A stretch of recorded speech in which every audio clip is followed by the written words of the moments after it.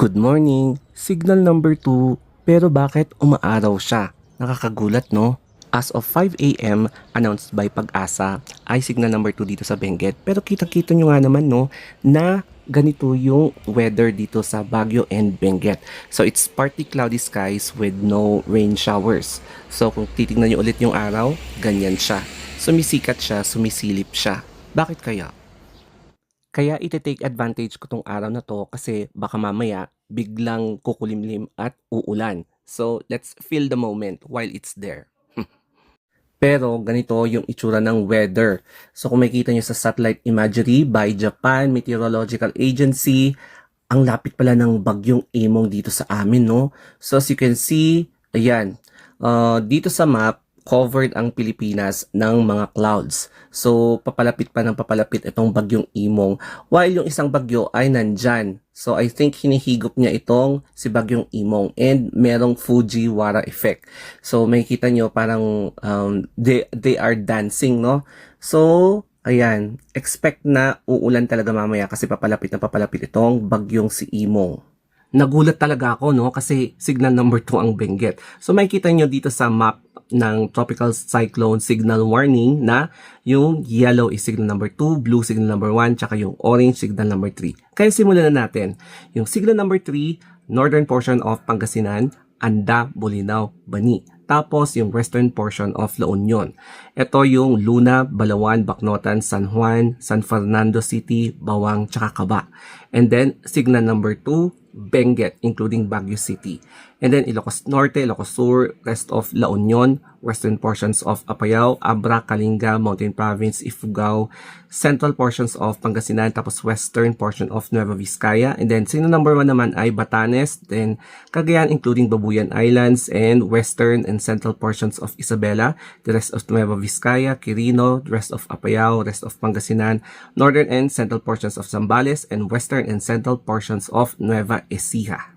Bababa na tayo kasi i-check natin kapag biglang kukulimlim, in which yun nga ang magiging scenario mamaya dahil papalapit na ng papalapit etong typhoon na si Imong. So sisilong muna tayo at kakain ng breakfast.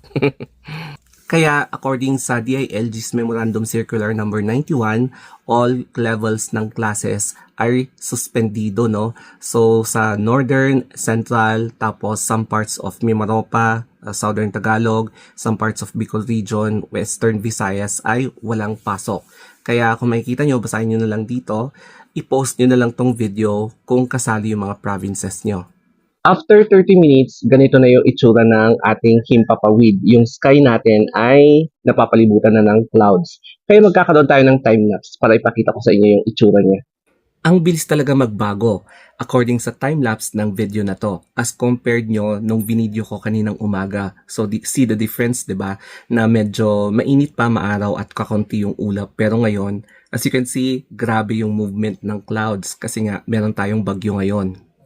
Sa kabilang banger naman na time-lapse, mapapansin nyo yung clouds, yung paggalaw ng clouds na medyo mabilis siya. Kasi hinihigop ni Tropical Storm Dante si Tropical Storm Emo. So, nagkakaroon siya ng Fujiwara effect. Correct me if I'm wrong dito So, mamaya-maya sigurado magiging mas makulimlim pa, mas maulan, mas mahangin at pabugso-bugsong ulan na. Kung titignan natin yung forecast track ng bagyong Imong, talagang lalapit pa siya, no? And mukhang mararamdaman na natin siguro mamayang gabi or hapon yung talagang totoong stormy weather. So, magsampay na kayo, maglaba habang may init pa, kagaya ng ginagawa namin. Kasi mamayang Friday, ayan, maglalakbay siya. Andito na siya sa landmass hanggang sa Friday ng 2 p.m. ng hapon. So, paakyat siya patungo doon sa Japan. So, correct me dito if I'm wrong, baka pwede pang magbago. This is according sa Pag-asa. So, katulad nito, nakasampay yung ilan sa mga damit namin kasi naglaba kami nung isang araw.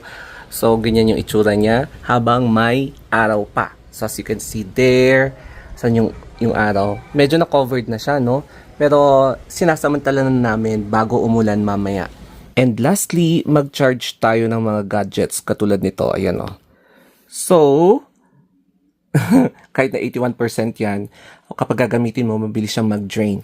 So, i-prepare ko na rin yung ating solar power station katulad niyan. Kasi sigurado baka mag-brown out mamayang hapon. And of course, yung mga power banks natin, katulad nito, ayan, yung power banks. So, kailangan naka-full charge to kasi hindi natin alam kung anong mangyayari mamaya. So far, eto lang muna yung i-update ko sa inyo ngayon. And yung mga resources na ipinakita ko is from DOST Pag-asa and Japan Meteorological Agency. So as of now, ganito yung weather dito sa amin. Medyo nagiging gloomy na siya, unlike kanina na medyo may araw pa. So that's it for now. Thank you for watching. Update ko na lang kayo mamaya. And have a nice day and stay safe.